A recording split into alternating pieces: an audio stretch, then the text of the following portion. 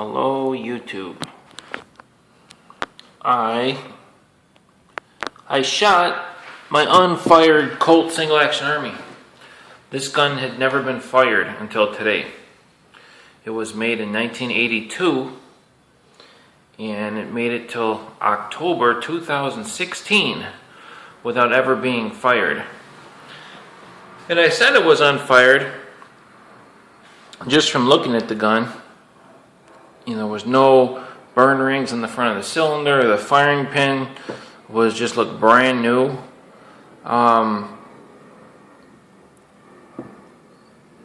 In a blued gun, you'll be able to tell from the front of the cylinder. Revolvers, you can clean up the front of a cylinder in a stainless steel revolver to where it can be hard to tell if a gun's been shot or not. But in a blued gun, this gun had never been shot. Because you see the front of the cylinder now.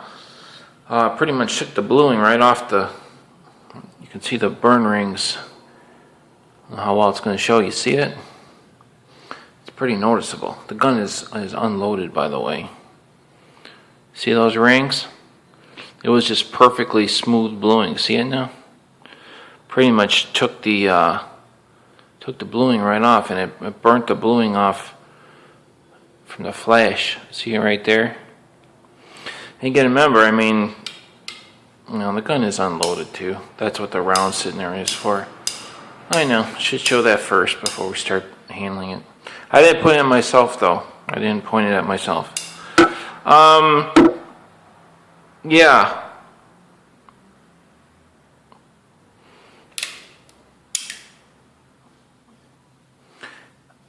It shoots great.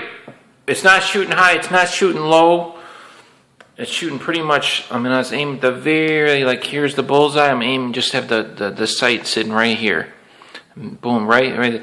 I was, if here's the bullseye, I was putting a group, about a 2 or 3 inch group. Here's the bullseye, I was putting it right next to it. So is the gun shooting left? Nah, I don't think so. It's probably just me, my trigger pull, I'm right-handed.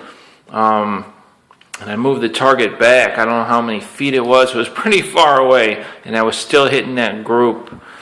You know, that's nothing to. I mean, it was basically like just here's the bullseye. I was all in here, like just carving out the bullseye, not carving out like this, but carving out like this. That's pretty darn good. And I moved, like I said, I moved it pretty far back, and you know, that's good enough for me. It could have been the lighting in the range. It was pretty dark in there. People freak out and they start adjusting sights. Obviously, you're not adjusting sights on this gun. There's no sights to adjust. Hello. But I think people start freaking out. You know, it could be you on that day. You know, I'm a pretty accurate shooter, especially with revolvers. Could be that it's just not perfect. But, you know, you never know. You go to another range, different lighting, another day, and you watch them just right in the middle. And then, like I said, here's the bullseye, here's my group. I did get a couple rounds outside that group, and of course it's to the left. So that, you know, that tells me that it's me. For me, I could shoot pretty darn straight, but if I do get any flyers, they're never big flyers. They're just like a couple slightly outside that group, and it's never to the right. It's always to the left, just because I'm a right-handed shooter, and that's just the way it is. But I can generally shoot pretty tight groups, and I was shooting very tight groups. I'm really happy that it didn't shoot high. If it shoots low, if it's shooting low, you can shave the front sight down to bring your barrel up. If it's shooting high, you would need a longer, you know what I mean? There's nothing you can do about that except aim lower. And it was not aiming high. It was aiming, I mean, if anything, I would take some off it. I'm not going to. It was shooting perfect. Like right where you aim. Like I had my sight sitting right here. The bullseye was just pretty much right there, just a little bit above it. I mean, it's perfect. You couldn't ask for more. And no failures to fire, nothing wrong, no problems with the cylinder. Nothing like that. This gun is in 44 Special. If you didn't see my other videos on it, made in 1982. It's a Gen 3. I put an increased extra power latch pin here for your base pin.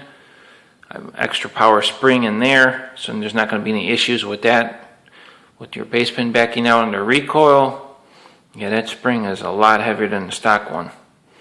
I already cleaned the gun, if you can't tell, and it's definitely been christened. Let's see if we can see those burn rings. You can see it literally just seared the bluing off the cylinder. My experience with Colts has been that their steel does not rust as easily as old Smith & Wessons. I've had old Smiths with really good bluing, and I had it in my pocket, and because they'll start rusting right through the bluing if they're in a real moist environment. Colts, I have Colts with the finish almost completely worn off, and it just stays bare metal, and they don't have a rust.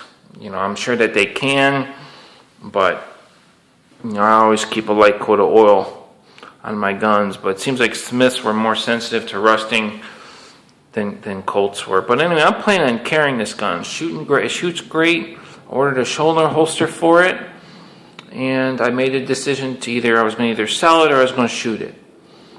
And I had this gun for a while, and I never had shot it. I was kind of in the fence of what I was going to do with it. I kind of always liked 5.5-inch barrel better than a 7.5. Plus, I have a shoulder holster for a 5.5-inch barrel. I didn't even have a shoulder holster for this. Plus, it's in 44 Special, not 45 Long Colt. So there's a couple things I was on the fence of what I was going to do with it. But turns out the 7.5-inch barrel kind of grew on me. And now I actually prefer it over the 5. If I could trade this for a 5.5-inch, I wouldn't. I love it. I love it, I love it, I love it.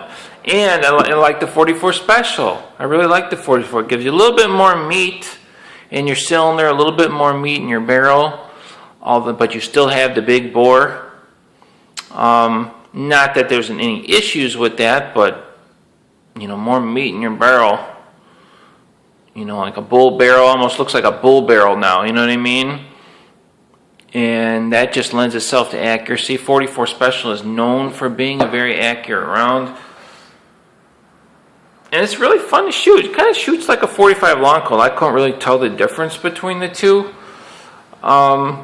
Just very enjoyable to shoot, like really, really enjoyable. Like you still get boom, you still get the recoil. It's not like shooting like a little puny round, but you're still shooting a big old bullet, and it's just really enjoyable to shoot. You could shoot it all day. It's something fun. It gives you a little bit more, like I said, more. What's a 45 Long Colt? Don't quote me. What is it? 454, 452 diameter the bullets. What's a 44 Special? 429 or 427, something like that. I mean, it's very minute. I'd be curious what the difference in weight would be between this and one that's in 45 Long Colt. But guys, these guns, I've concealed carried them before in a vertical shoulder holster, and they carry great. Like I said this before in another video. The grips are so small because there's a design from over 100 years ago when people were smaller in stature. Still fits great in your hands. I have big hands, but when this is in your shoulder holster vertically, you have a really small grip.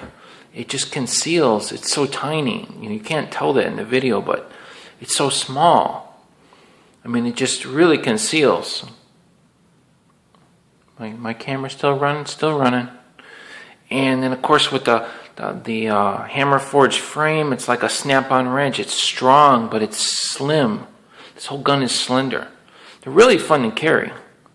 They really are. And then it's just really cool, when you got a big old Colt. Again, this is MagTech is what I shot. It's 240 grain, in case anybody cares. I don't advocate buying MagTech because it's made in Brazil. When I had to buy some 44 Special, this is all that was there. I'm going to pick up some Federal, something American made. But I bought this because it's 240 grain.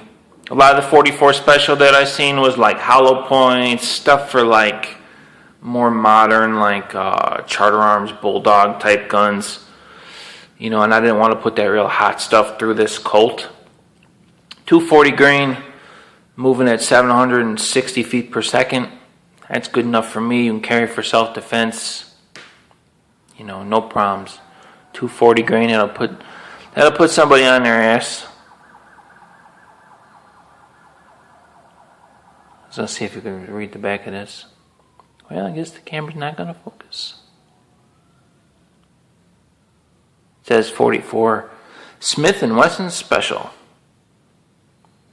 It's not going to focus, but really cool looking round, really good round. In the MagTech, I've had problems with MagTech in the past with the inconsistent powder loadings where I could feel the recoil all of a sudden, wham, where that one had more powder than the previous. That is not good. These, I didn't have any problems. They all fired, and it was very consistent, and the stuff seemed very accurate. And so I have another box of it. I shot 45 rounds, by the way. Anyway, it's not often that you, and I guess I kind of forgot about this when I was at the range because I came from work. It's not often you get to shoot an unfired Colt single action Army. Not fired since 1982. And that's why I did it, man. What the heck, man? Maybe somebody else will shoot their Colt. And guys, if you want to do this, if you want to buy a Colt single action Army for yourself and brand new, it's not that difficult. There's lots of these out there in boxes because that's what people do with them. They buy them and they keep them in boxes and they never shoot them. I mean, there's people that don't even turn cylinders. So you can basically buy a brand new gun. It's going to cost you a couple $1,000s, which is a lot of money. But guys, if you're like me, somebody like me who's owned lots of guns, you know, say you got, you know, people, oh man, $2,000, but they've got a Glock, they've got a 1911 Rock Army on this, then they got a Springfield 1911, and they've got a Glock, and they've got a Beretta. You know, and they've got, or maybe they've got worse, like Tauruses and Rugers, and man, sell all that stuff and get yourself a nice gun. I mean, I would rather have one Colt than a Taurus, you know, some modern Smith & Wesson revolver and a Glock, and, you know, it's boring, man. I'd rather have something really good, something really cool, or even worse, if you have like a bunch of, you know, guys with cowboy single action guns on YouTube, they don't have Colts, but then they pull out like a Cimarron and a new Birdie, and then they've got a Ruger Vaquero. It's like you've got over $2,000 in guns that are garbage. You know, maybe it's not garbage, but compared to a Colt, it's garbage. You know, buy a nice gun, buy a good gun. You're better off with one good gun than 5 so-so guns. Some people might feel different. They like having, oh, they got a little collection, but I've been through that. I've had so many different guns. I only want really, really nice guns. Like I said, this is my gun. I'm going to carry it. I ordered a shoulder holster from Rocking K Saddlery. I have a 5.5 inch. A holster for a 5.5 inch Colt, and I ordered one for a 7.5 inch Colt. And I'm pretty excited about it. Great winter carry gun. And like I said, these guns carry so good. They really do.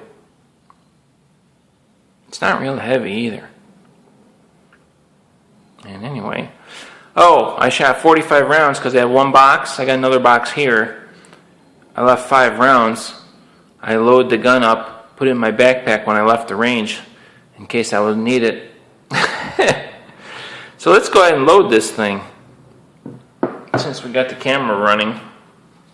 Anyway, this is pretty cool. Like I said, shooting an unfired gun. You gotta go to second click, second notch.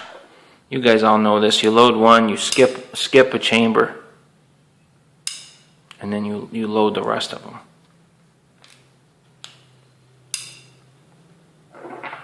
Shooting these lead bullets too, I guess it's a little easier on the barrel. I always like shooting FMJ, but I didn't really see any FMJ out there in 44 Special. Cock it back, and I always double check. You can look through there, see that there's no round there. And then lower the hammer. And that's it. It's loaded, ready to go. One thing that I'll point out, in case you guys don't know, you know, owning other guns, Ruger Vaqueros, guns with a transfer bar. Anytime a gun is loaded, and say you cocked it, I know you're not supposed to do that, but if you did, you cocked it and it's loaded. When you go to lower the hammer, you'll let your finger off the trigger to let the transfer bar drop out of the way, so it's safe to lower the hammer. These old guns, you should not do that. When you lower the hammer, you need to keep the trigger pulled until it gets all the way down. It's not good for the action. It can actually lock up on you. It's not difficult to get it unlocked. You just need to apply some pressure. But you need to, when you lower the hammer, you need to keep the trigger pulled all the way back. It's better for the action. And then you guys know you should always bring it back all the way before you lower it. Never lower it from half cock. Most people know that, but in case you don't. But that's one thing. I mean, I've seen people point that out, but I haven't really heard too many people point out that you need to keep the trigger pulled until you lower it all the way. It's much better for the action in these guns. Anyway, this is a Gen 3. It's going to be a shooter. I'm planning on shooting, and I've got 45 rounds through it. And I'm going to be carrying it. I've been using it for home protection as well. I put all my guns away in a safe. At a relative's house except this, and my SLR 107 is here too, in case something really crazy goes down. You know, zombies in the street, or we get attacked by communists. I will see you guys later.